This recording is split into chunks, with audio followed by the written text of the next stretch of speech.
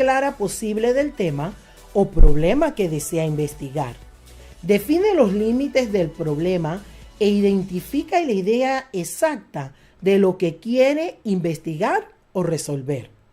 Una vez seleccionado el tema o definido el problema a investigar, el investigador recopila toda la información y puede recoger en relación con el problema, para luego ir al paso número 2 del método científico, la formulación de hipótesis. Y ustedes se preguntarán, ¿hipótesis? ¿Qué es una hipótesis? Son las preguntas que le servirán al investigador para posibles soluciones al problema que desea investigar. Planteada la hipótesis y las posibles soluciones, vamos al siguiente paso, el paso número 3 del método científico, que es la experimentación. El investigador planifica los experimentos y observaciones que debe realizar para comprobar las hipótesis propuestas que había anticipado. Los experimentos y observaciones en el laboratorio o campo proveen al investigador de una serie de datos que se deben ordenar para su debido análisis. Después de este análisis, llegamos al cuarto paso del método científico, las conclusiones.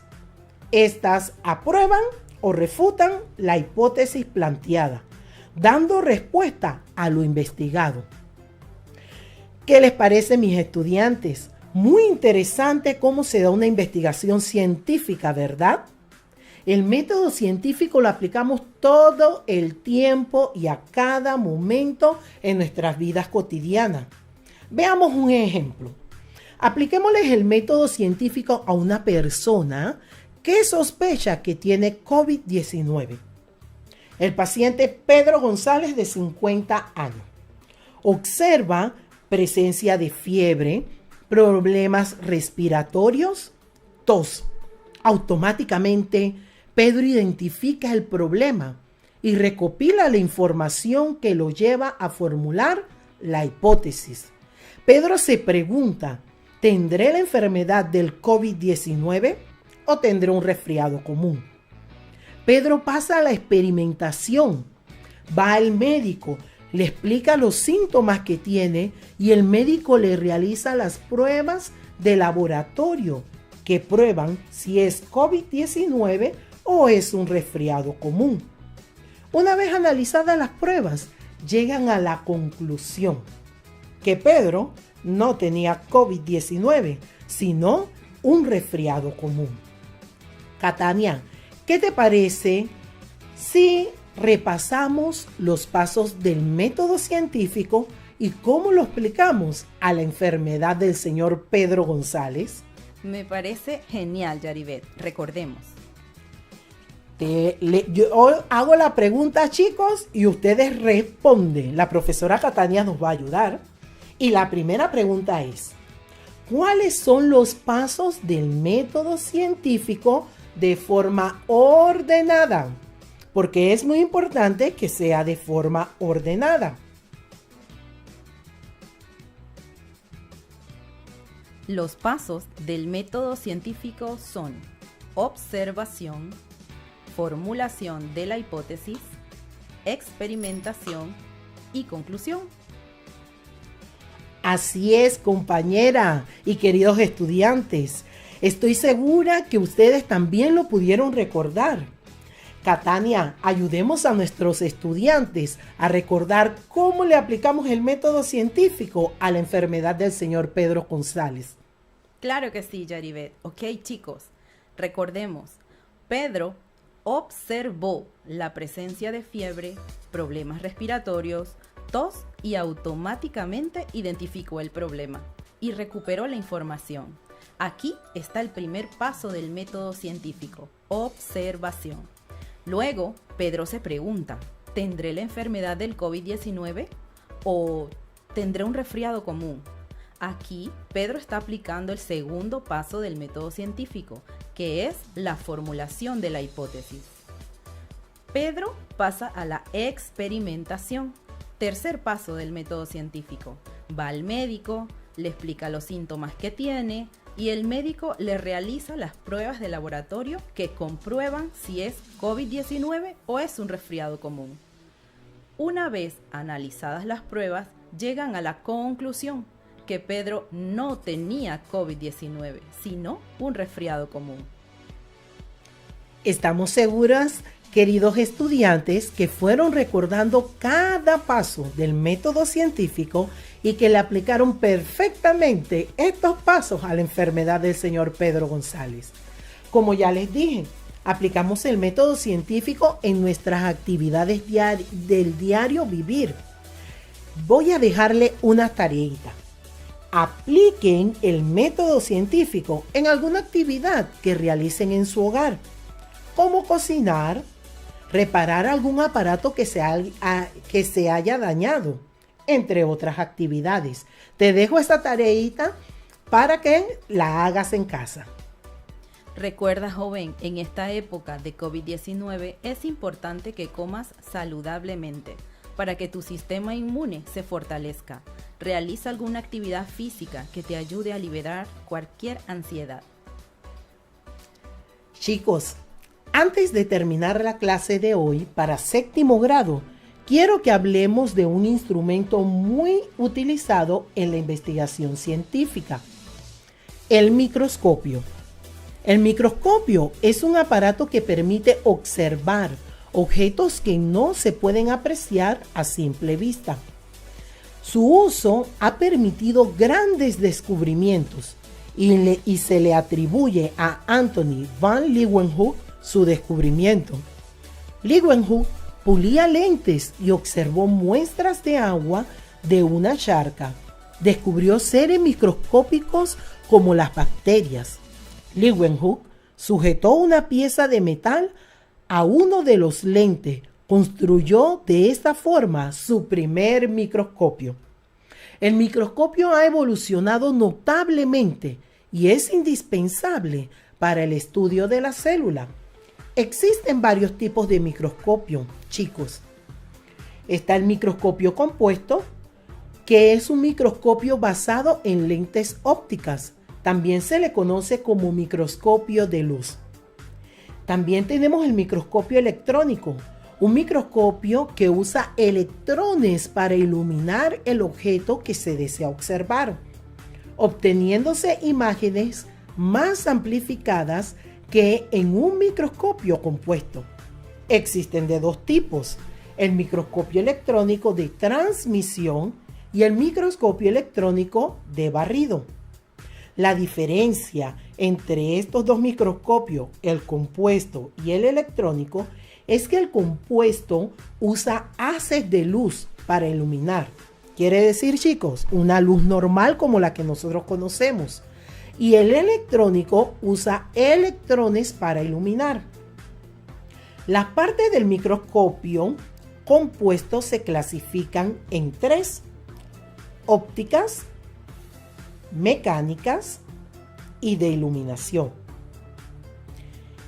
Dentro de las partes ópticas encontramos otras partes. Comprenden todas las lentes del microscopio. Estas son dos: el lente ocular, que capta y amplía la imagen formada por los lentes objetivos. Los lentes objetivos permiten ver la muestra en diferentes aumentos. En la clasificación mecánica es aquella que le dan soporte y movimiento al microscopio. Aquí se encuentra la base. Da soporte a todas las partes del microscopio. El tubo contiene las lentes. El brazo facilita el traslado del microscopio de forma segura. La platina sostiene la muestra que se observa. El tornillo macrométrico se emplea para un enfoque rápido. El tornillo micrométrico pule o afina la imagen observada. El revólver no es un arma, chicos. El revólver sostiene a los lentes objetivos. En la clasificación de iluminación, ellas están relacionadas con la entrada y regulación de la luz al microscopio. Entre ellas está la lámpara, dirige los rayos de luz hacia el observado. El condensador concentra los rayos de luz en la muestra. Y el diafragma, que regula la cantidad de luz a la muestra. Compañera, muy interesante todo lo que podemos aprender del microscopio, un instrumento fundamental en la investigación científica. ¿Qué tal si vemos cuánto aprendimos? Sabemos que las partes del microscopio compuesto se clasifican en óptica, mecánica y de iluminación. Catania, ¿qué partes están en la clasificación óptica?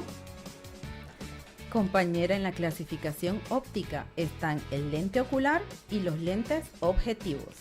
¡Excelente! ¿Qué partes encuentras en la clasificación mecánica? En la clasificación mecánica encontramos las siguientes partes: la base, el tubo, el brazo, la platina, el tornillo macrométrico, el tornillo micrométrico y el revólver. Revólver, compañera, un arma en el microscopio. No, Yaribet, ¿qué va? No, el revólver es la parte que sostiene a los lentes objetivos. Así es, Catania, no es un arma. ¿Y qué parte encuentras en la iluminación? En la clasificación para iluminación se encuentra la lámpara, el condensador y el diafragma. Compañera, hoy hemos aprendido en Ciencias Naturales para séptimo grado que a través de los tiempos las ciencias naturales han aportado al mundo muchos avances científicos, desde la aplicación del método científico como todos esos pasos ordenados que nos llevan a dar respuesta a las necesidades que tiene la humanidad. Lo han podido lograr con el descubrimiento del microscopio, un instrumento muy útil para la humanidad, desde su descubrimiento por Leeuwenhoek hasta conocer cada una de sus partes, ópticas, mecánicas y de iluminación. Recuerda cuidar de tus abuelitos y adultos mayores. Ha sido un placer estar con ustedes. Su profesora Yaribet Tejada Campos y Catania Herrera. Nos vemos en la próxima clase de Ciencias Naturales para séptimo grado. Síguenos en @NacionalFM Panamá y @CrisolFM Panamá. Conecte con la educación, entretenimiento e información con 2 estaciones de radio unidas con la comunidad. Juntos lo hacemos.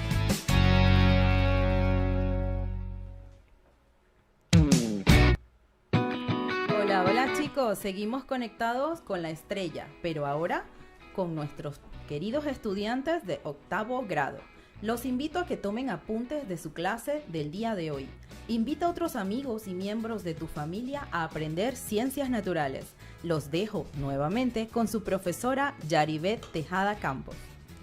Hola chicos, seguimos conectados con la estrella. Bienvenidos a su clase de Ciencias Naturales para octavo grado, que se titula Conozcamos la importancia de los tejidos para el funcionamiento corporal. Esta clase la puedes encontrar en tu guía número 1 de tu folleto o módulo para octavo grado. Hoy aprenderemos los 4 tejidos principales que forman diferentes partes de nuestro cuerpo. Antes de entrar en materia, debemos recordar algunas cosas ya aprendidas. ¿Recuerdan cuando aprendimos la organización de los seres vivos? Que explica cómo se forma un organismo de forma progresiva. Dice la organización de los seres vivos que todo ser vivo inicia por ser una célula. Esas células se unen para formar tejidos. Los tejidos se unen para formar órganos. Los órganos se unen para formar sistemas y los sistemas hacen funcionar a un organismo, o sea que hacen funcionar todo tu cuerpo. Yo sabía que lo recordarían. Hoy, de la organización de los seres vivos, vamos a trabajar solo con los tejidos. Recuerda, mi querido estudiante, quédate en casa y lava continuamente tus manos con agua y jabón. El uso del gel alcoholado te ayudará. Yaribet, démosle un tiempo a los chicos para que expliquen con sus propias palabras qué comprenden sobre qué es un tejido. Dé un ejemplo de alguno que conozca y la función que desempeñan.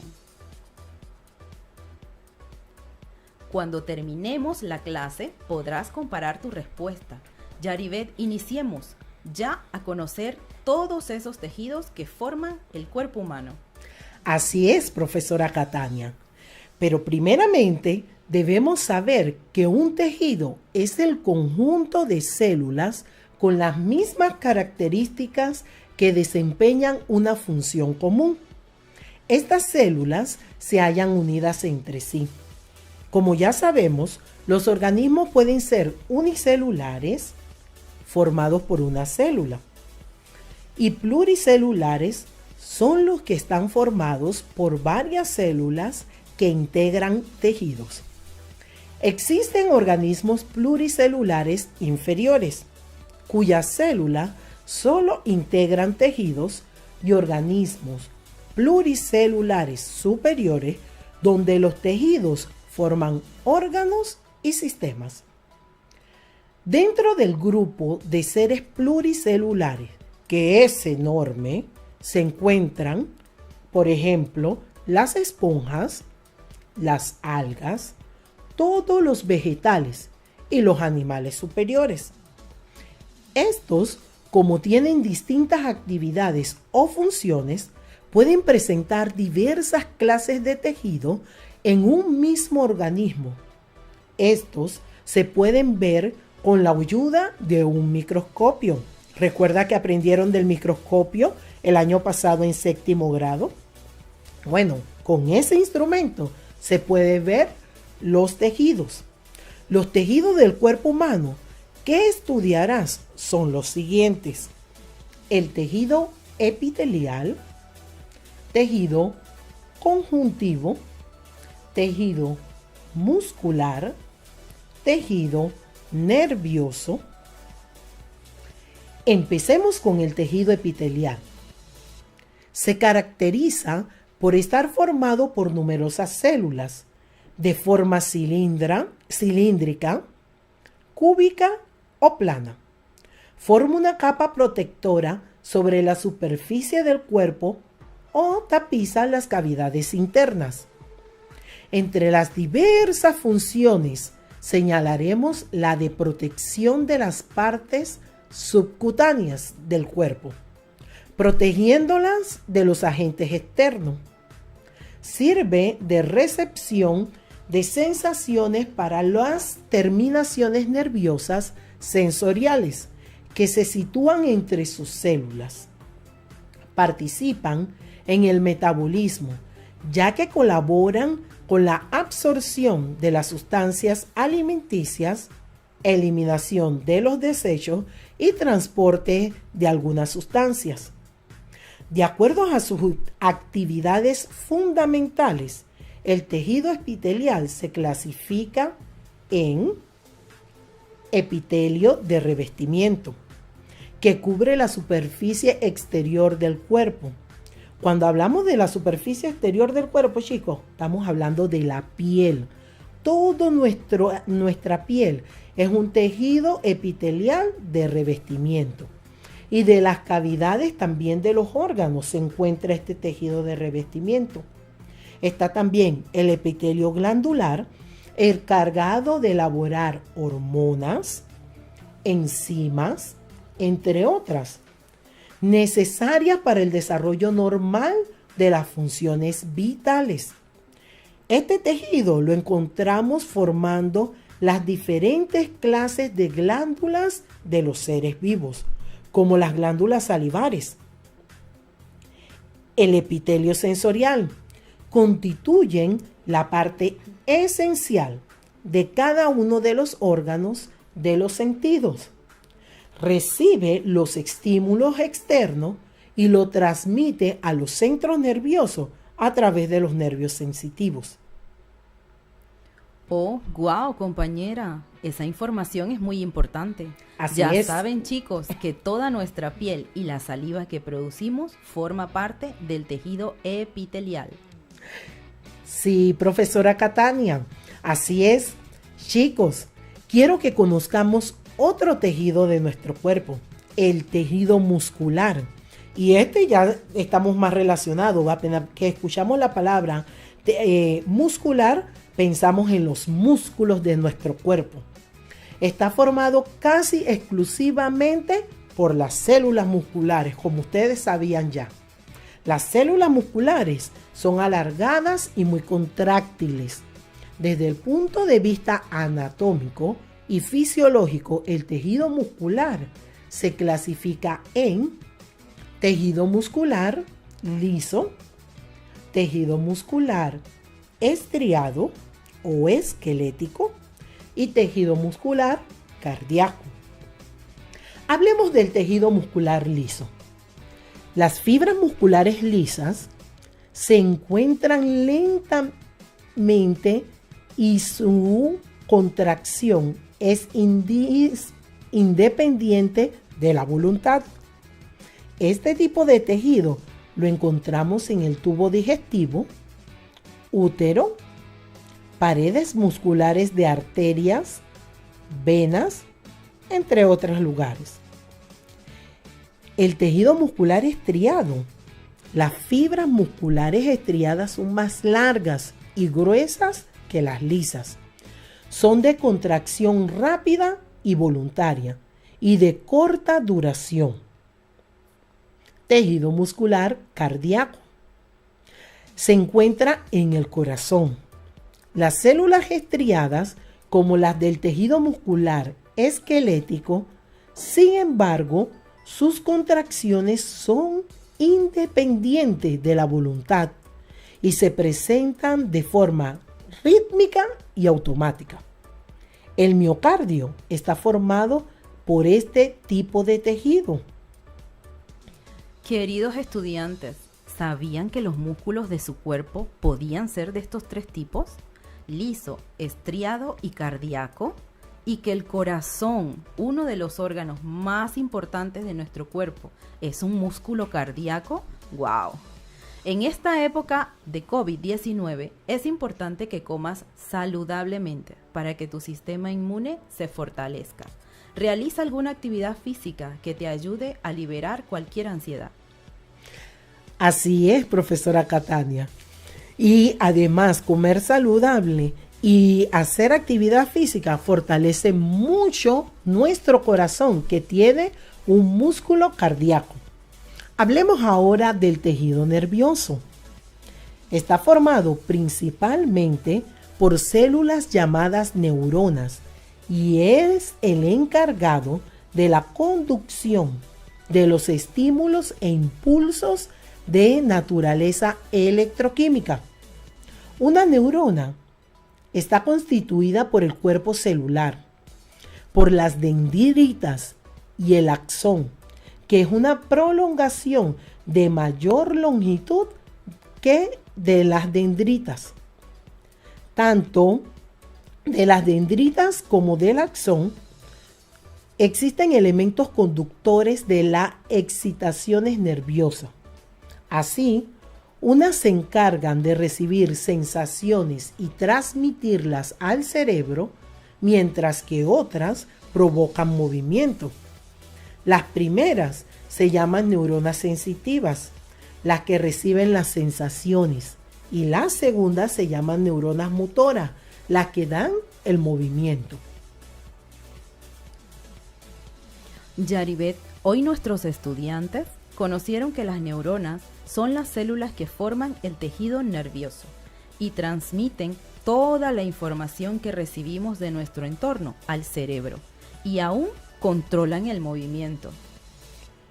Sí, compañera, así es.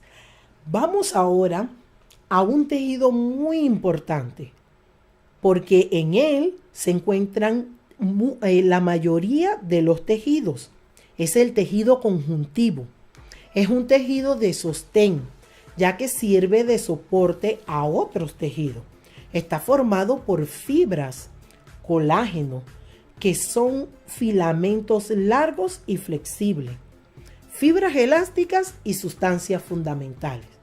Entre las funciones del tejido conjuntivo tenemos que separa y rodea a los otros tejidos. Llena los espacios que se encuentran entre los órganos y tejidos. Dan protección y defensa porque protegen órganos delicados como el corazón, pulmones, intestino y otros. Constituyen la reserva de grasa que el organismo puede utilizar como cuando hay escasez de alimento. Veamos quiénes son los que están dentro del tejido conjuntivo. El tejido cartilaginoso es un tejido de soporte formado por células grandes que cumplen la función de dar soporte. Forma parte de la estructura de la oreja, la nariz, los huesos del embrión, entre otros lugares. El tejido adiposo, conocido como de reserva y relleno. Las células adiposas se caracterizan por la presencia de una gran vacuola llena de grasa.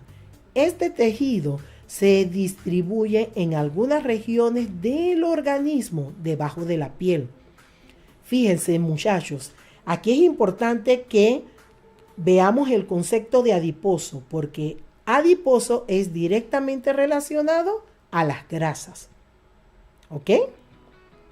El tejido óseo está formado por células llamadas osteoblastos y osteocitos, conectados entre sí por comunicaciones citoplasmáticas. Dichas células se hallan localizadas dentro de una matriz de naturaleza orgánica que hace los huesos elásticos y otra protección inorgánica que le proporcionan dureza al hueso, formados por sales de fósforo y calcio. Este tejido forma casi todo el esqueleto de la mayoría de los vertebrados. Veamos, chicos, el tejido sanguíneo. Está formado por una gran cantidad de células en suspensión en una sustancia intercelular líquida denominada plasma. La sangre, cuando hablamos del tejido sanguíneo, de una vez estamos hablando de la sangre. Está constituida por el plasma sanguíneo, los glóbulos rojos, los glóbulos blancos y las plaquetas. Es como que hiciéramos una limonada y le agregáramos trocitos de piña, naranja y papaya. La limonada sería el plasma. La piña serían los glóbulos rojos. La naranja serían los glóbulos blancos y la papaya serían las plaquetas. Veamos qué función realiza cada una de esas células que se encuentran en el tejido sanguíneo. Empecemos con los glóbulos rojos. Son de forma circular, de color rojo, debido a la presencia de la hemoglobina, que es la que le da el color rojo a la sangre. Hoy aprendieron algo nuevo, Catania, porque ya saben que la hemoglobina es la que hace que la sangre sea de color rojo. Así es, Yaribet. Continuemos. Los glóbulos blancos son células de mayor tamaño y tienen una función de defensa en el organismo contra las infecciones y enfermedades. Quiere decir, chicos, que cuando a nosotros nos llega algún virus, alguna bacteria, los glóbulos blancos salen en defensa de nuestro cuerpo, a defender nuestra salud. Ya saben, los glóbulos blancos son importantes y se encuentran en la sangre. Y por último, las plaquetas. Son fragmentos celulares que intervienen en la coagulación de la sangre, evitan la hemorragia. Las plaquetas, chicos, son las que cuando nosotros nos cortamos jugando o nos hacemos una herida haciendo cualquier actividad, las plaquetas crean un tapón en esa herida para evitar que la sangre se derrame y salga en forma de una hemorragia. Por eso son tan importantes, aunque ellas están en el tejido sanguíneo, ellas son las que están en menor cantidad, pero tienen su función, sin importar que son las que están en menor cantidad. Ya saben, queridos estudiantes, que su oreja, su nariz, forman parte del tejido conjuntivo. Cartilaginoso, sus huesos están relacionados con el tejido conjuntivo. Óseo, la grasa que tengo en mis piernas es tejido conjuntivo. Adiposo, y la sangre tiene 3 componentes: glóbulos rojos, glóbulos blancos y plaquetas. Es tejido conjuntivo sanguíneo. Yaribet, nuestros estudiantes están aprendiendo mucho más sobre su cuerpo. Así es, compañera. Veamos a ver cuánto han aprendido en este espacio. Hagamos una dinámica, Catania. Aquí estamos. Ajá. Yo te digo una palabra relacionada con los ejemplos que vimos de los diferentes tejidos y tú me dices qué tipo de tejido es. Y le damos un tiempito, Catania, a nuestros chicos para que ellos de una vez busquen allí en lo que escucharon y aprendieron y tomaron apuntes, porque ellos estaban tomando sus apuntes, como le dijimos al inicio, para después repasar y adquirir ese conocimiento. Ya no demoremos con la dinámica. Veamos, vuelvo y les repito, yo digo el ejemplo y me van a decir ¿qué tipo de tejido es? Estamos listos. Saliva. A ver. Tejido epitelial. Es correcto. Corazón. Tejido muscular. Ganchito para la profesora y los estudiantes. Neuronas. A ver. Tejido nervioso. Correcto. Piel. Uy, difícil. Tejido epitelial. Sí, esa palabra no la usamos mucho. Epitelial. Oreja, nariz. Fácil. Tejido cartilaginoso. Oh, sí. Grasa. Uf, el tejido adiposo, sin duda. A ver, sí, así mismo es. Estudiantes. Esqueleto. Tejido óseo. Correcto. ¿Y la sangre? A ver. Tejido sanguíneo. Exacto, muchachos. Espero que hayan aprobado los 8 ejemplos que dijimos en los diferentes tejidos. Estamos seguras que aprobaste todas. Buen trabajo. Chicos, les voy a dejar 2 actividades para hacer en casa. La primera, vamos a utilizar todos nuestros apuntes y diseñaremos un mapa conceptual. ¿Ustedes saben cómo se hace un mapa conceptual? Tienen que recordar que el mapa conceptual solo lleva concepto, no lleva definiciones. Así que ustedes van a buscar todos los conceptos. Les puede ayudar la última actividad que hicimos. Ahí están todos los tejidos y van a diseñar un mapa conceptual. Y cuando regresemos a clases, ustedes le van a decir a la profesora, profesora, mire mi mapa conceptual que hicimos con las clases de Conéctate con la Estrella. Y su profesora los va a felicitar. Muy bien, chicos. Así que le dejo esa tareita, pero le dije que le iba a dejar 2 tareas, no una. La segunda es que para la cena de hoy o la próxima comida que hagan en casa o en el momento que tú quieras, pero que lo hagas, realices una chicha, como decimos en buen panameño, y le agregues 3 frutas diferentes que tengas en casa.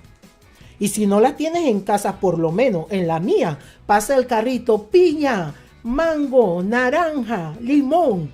Y tú vas y como nada más en la entradita vas y las compras. Cuéntale a los miembros de tu familia lo que aprendiste hoy en la clase de ciencias naturales.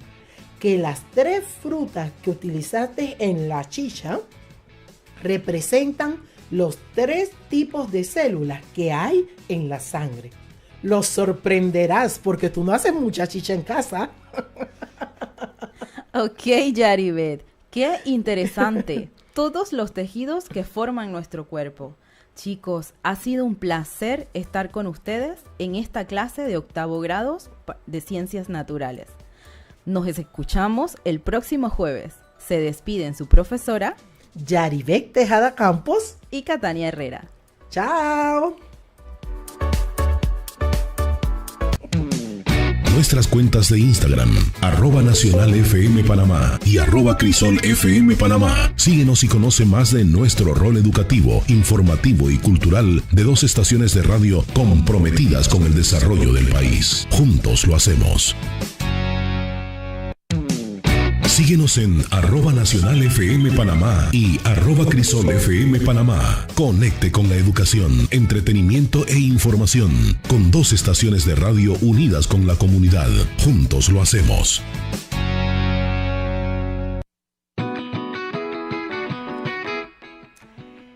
Seguimos conectados con la estrella, pero ahora con nuestros graduandos de 9º grado. Los invito a que tomen apuntes de toda la clase de hoy. Invita a otros amigos, a miembros de la familia a aprender ciencias naturales. Los dejo con su profesora Catania Herrera. Hola, hola mis jóvenes científicos. Este espacio es solo para ustedes, nuestros jóvenes graduandos de 9º grado. La mañana de hoy les tenemos un tema sumamente interesante. Reproducción y desarrollo sexual. Con la información que expondremos en este pequeño espacio, daremos respuesta a nuestras 3 preguntas claves. Número 1. ¿Qué sentido tiene para los seres vivos producir otros de la misma especie? Número 2. ¿Por qué es importante la reproducción sexual para los seres vivos? Y número 3. Durante los procesos de división celular pueden ocurrir errores. ¿En qué consiste y cuáles son sus causas? Para ello necesitarás tu cuaderno o libreta de notas, bolígrafo y por supuesto, toda tu atención. Iniciemos, queridos chicos, en este paseo por la reproducción humana. La reproducción es una de las funciones esenciales de los seres vivos y asegura la supervivencia de los organismos a lo largo del tiempo, dando lugar a nuevos individuos semejantes a ellos mismos. Gracias a la reproducción se forman millones de seres que mantienen el equilibrio de la vida en el planeta. Mediante la reproducción, un organismo origina una célula o un grupo de células que tras un proceso de desarrollo da origen a un nuevo organismo de la misma especie, posibilitando la supervivencia de la misma. Recuerda que existen 2 modalidades de reproducción. Ese es material de 7º grado. Están la reproducción asexual y la reproducción sexual. Se preguntarán, ¿y entonces qué? ¿Qué tiene que ver esto con las especies del planeta Tierra? Sencillo, Yaribet, se los describiré de esta forma. La reproducción asexual es el tipo de reproducción más sencillo y primitivo. No requiere células especializadas. Como forma general, una célula llamada célula madre se divide dando lugar a 2 o más células llamadas células hijas, con la misma información genética que su célula madre. Se distinguen varios tipos en organismos pluricelulares, como por ejemplo, puedo mencionarte la gemación, que sucede en los corales, en algunas lombrices y en varias esponjas de mar. La partenogénesis, que se da con frecuencia en platelmintos, rotíferos, crustáceos, insectos, anfibios y reptiles.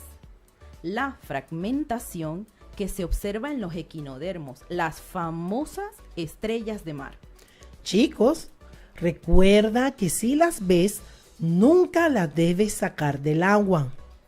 Además, también se reproducen por fragmentación los nidarios coloniales como los corales.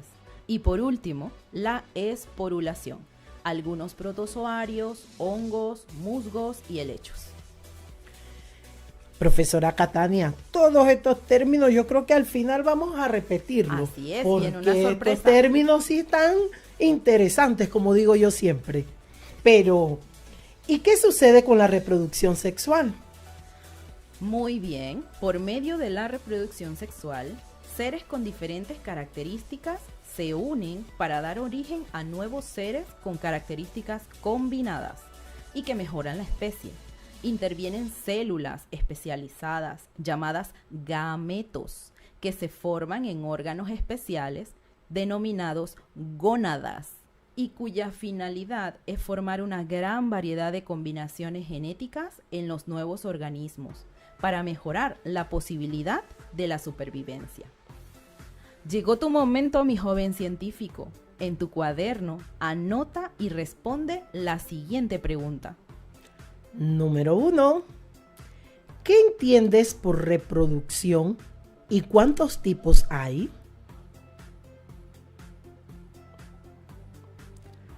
Hablemos un poco sobre esas células sexuales. Claro que sí, Yaribet, con gusto.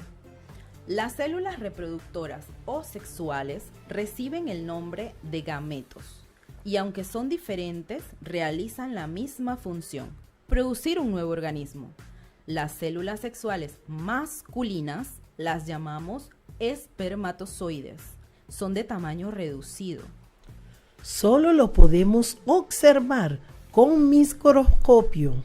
Nuevamente, recordemos, chicos, los microscopios pueden ser ópticos y electrónicos. Para poder observar los espermatozoides, debemos utilizar un microscopio electrónico que funcione a base de haz de luz. Estos espermatozoides se mueven gracias a un flagelo que permite su movimiento. Son producidos por millones en los testículos y no poseen reserva alimenticia. Las células sexuales femeninas las llamamos óvulos y son de gran tamaño. Y logran verse a simple vista. Un ejemplo de este tipo de célula ovular que logra verse a simple vista es la postura de gallina, mi querido estudiante, los huevos. Estos no tienen movimiento, se producen unos cuantos cientos por los ovarios y deben pasar por un proceso de maduración. Contienen grandes cantidades de suplemento alimenticio para que al momento de ser fecundados puedan abastecer al nuevo individuo. Los órganos en donde se forman los gametos humanos se llaman gónadas o glándulas sexuales. Las gónadas femeninas son los ovarios y las gónadas masculinas son los testículos. El proceso por el que se origina el gameto se llama gametogénesis. Si la gametogénesis ocurre en las gónadas masculinas, testículos, recibe el nombre de espermatogénesis. Y si ocurre en las gónadas femeninas, óvulos, se llama ovogénesis. Repito, gametogénesis en óvulos, ovogénesis. Gametogénesis en testículos, espermatogénesis. Mis queridos jóvenes, con la información que les acabamos de indicar, vamos a elaborar una tabla de 2 columnas, las ubicas de manera vertical, y 5 filas, y las ubicas de manera horizontal, en donde se indique la característica de las células sexuales. A cada columna le asignarás el nombre de la célula correspondiente. Óvulo en una columna vertical, espermatozoide en la otra. Estableceremos sus semejanzas y diferencias. En cada fila asignarás una característica: locomoción, tamaño, suplemento alimenticio, cantidades producidas y su función. Analicemos, iniciemos, podemos hacerlo. Profesora Yaribet, ¿nos ayuda? Por supuesto, comencemos. Ok, chicos, recuerden, columna vertical, fila horizontal. Primera columna vertical, que lleva el título de óvulo. Primera fila, locomoción. Muy bien, jóvenes. ¿Qué recordamos sobre el movimiento de los óvulos? ¿Son capaces de moverse? Segunda fila, tamaño. ¿Qué tamaño tienen los óvulos? ¿Podemos verlos a simple vista?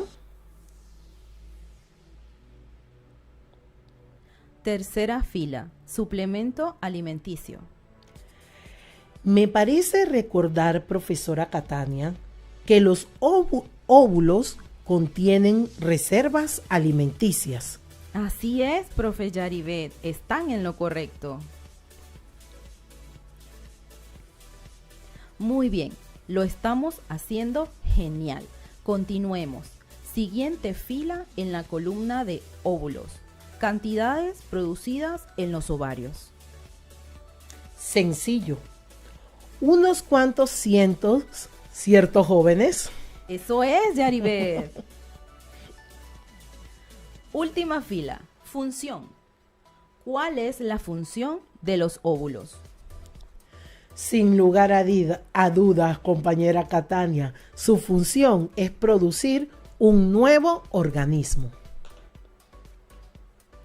Hagamos lo mismo con la siguiente columna, la que lleva por título espermatozoide.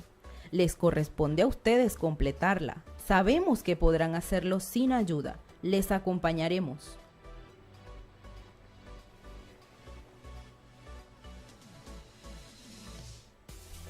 Continuamos y no lo olviden, tomen notas. Les comentaré un poco sobre el viaje del espermatozoide hacia el óvulo. El sistema reproductor humano tiene la función de realizar la fecundación y la de asegurar el desarrollo de un nuevo individuo dentro del cuerpo materno.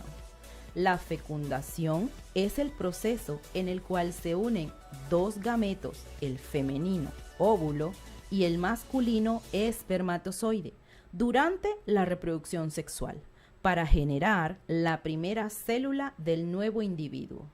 Esta primera célula la llamamos cigoto y poseerá un código genético derivado de ambos progenitores. Es por esto, mis jóvenes estudiantes, que podemos decir que los objetivos principales de la fecundación son la combinación de genes y generar un nuevo individuo. Espero tomarán notas. Escriban en sus cuadernos qué nombre recibe el proceso en el cual el espermatozoide viaja hacia el óvulo. Mis apreciados científicos, Comentemos un poco sobre los procesos celulares mitosis y meiosis. Iniciemos con la mitosis, Catania. La mitosis es un tipo de división celular en el cual una célula se divide para producir dos nuevas células, las hijas, que son genéticamente idénticas entre sí.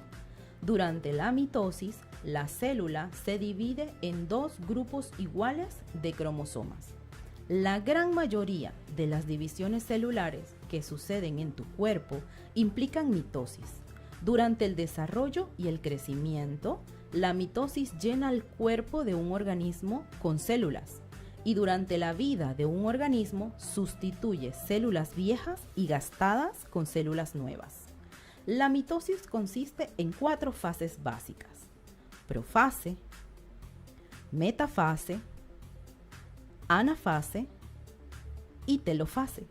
Estas fases ocurren en orden estrictamente secuencial. La meiosis es una división celular donde el número de cromosomas se reduce a la mitad y se forman los gametos. Inicia con un número doble de cromosomas. La célula pasa por 2 divisiones sucesivas. Los cromosomas se duplican y dan como resultado 4 células hijas, con la mitad de la dotación genética de la célula madre.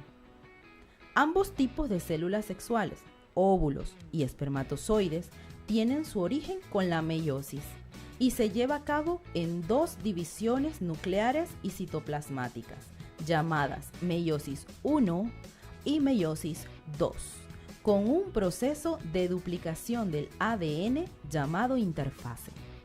Durante la meiosis ocurren fases. Estas son profase 1, en donde la membrana y el nucleolo se rompen y se da el entrecruzamiento. En la metafase 1, los cromosomas homólogos, es decir, iguales, se colocan en el ecuador de la célula. Se ubican en la mitad de la célula, por eso es que me hablas de en el ecuador. Es correcto, Yaribet. Permanecen unidas en los lugares donde hubo entrecruzamiento en el centro de la célula. Continuamos. Anafase 1. En esta fase, el cromosoma homólogo se separa y migra a polos opuestos de la célula. En la telofase 1 ocurre la citocinesis, es decir, la división del citoplasma, y se forman 2 células con la mitad de los cromosomas de la célula original.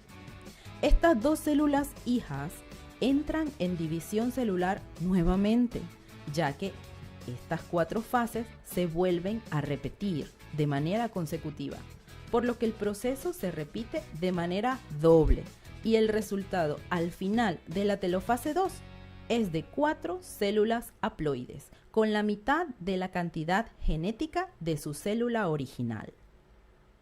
Mi querido estudiante, anota en tu cuaderno las fases de los ciclos celulares de la siguiente forma.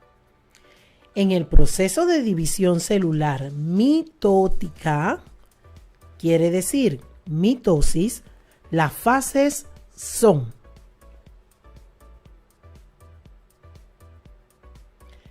en el proceso de división celular meiótica, o sea, la meiosis, ¿cuáles son las fases?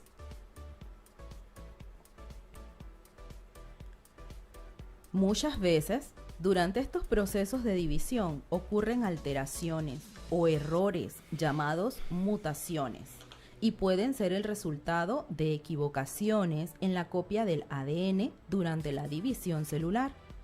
También se pueden originar por la exposición a radiaciones ionizantes, por la exposición a sustancias químicas llamadas mutágenos o por infecciones de virus. Las mutaciones de la línea germinal, es decir, de nuestras células sexuales, se producen en los óvulos y el esperma y pueden transmitirse a la descendencia, mientras que las mutaciones somáticas, es decir, por procesos mitóticos de las células del cuerpo, no pasan a nuestros hijos. Mi joven científico, puntualicemos lo aprendido la tarde de hoy. ¿Qué sentido tiene para los seres vivos producir otros de la misma especie? Sin lugar a dudas, es el de preservar las especies en el planeta Tierra y mantener un sano equilibrio. Así es, compañera. Preguntamos, ¿por qué es importante la reproducción sexual para los seres vivos? La finalidad de la reproducción sexual es formar una gran variedad de combinaciones genéticas en los nuevos organismos y así mejorar las posibilidades de supervivencia. Durante el proceso de división celular pueden ocurrir errores. ¿De qué se trata? Las alteraciones o los errores se llaman mutaciones y pueden ser el resultado de equivocaciones en las copias del ADN. Estas son causadas en óvulos o esperma y se transmiten en la descendencia. Otras son mutaciones somáticas que pueden producir en el cuerpo y no pasan a sus hijos. Continuamos y no olviden tomar notas. En tu cuaderno de apuntes y haciendo uso de un diccionario, desarrollarás el siguiente glosario científico. Y recuerda, es muy importante prestar atención a tu ortografía. Anota los siguientes términos: reproducción, gónadas, gametos, cigoto, haploide con H, diploide, mitosis, meiosis, mutación. El tiempo en la radio pasa muy rápido y rápido hemos llegado al final de tu programa Conéctate con la Estrella a través de tus emisoras de Radio Nacional. Nos vamos despidiendo, pero nos escuchamos mañana. Mañana tienen clases también, chicos. Hay una clase para ustedes en el tema de inglés a partir de las 2 de la tarde para compartir con otros compañeros. Se despiden su profesora Yaribet Tejada Campos y Catania Herrera. Chicos, ha sido un placer. Dios me los bendiga. Chao.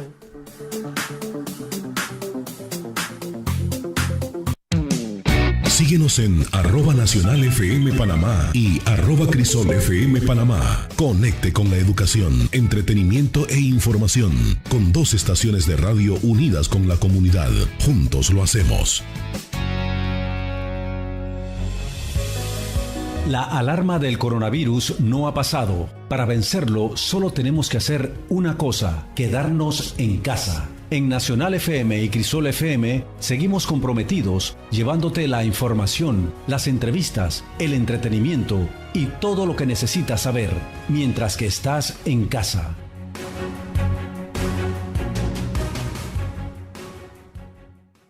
Ahora que las niñas y niños están en casa, recuerda que la lectura empieza en el hogar. Aproveche para leerles cuentos y contarles historias, incentivar su imaginación e inventar personajes. Los cuentos les abren un mundo de experiencias y emociones. Invítelos a crear y dibujar sus propias historias. Apóyese también en plataformas digitales gratuitas de Cuentacuentos. Ministerio de Educación con el apoyo de UNICEF.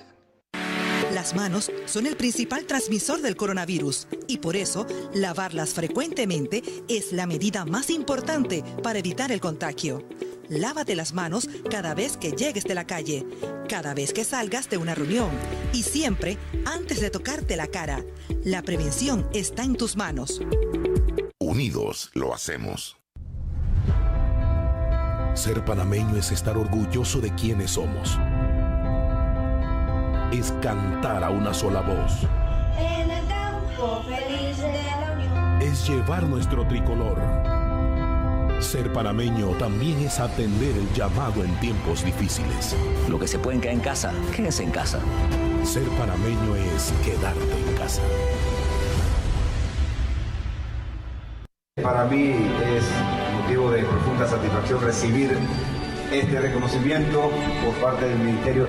El Ministerio de Cultura hizo un reconocimiento al Escorpión de Paritilla, Osvaldo Ayala, por su extraordinaria contribución a la música típica popular panameña en 50 años de innovación rítmica y revolucionario estilo musical.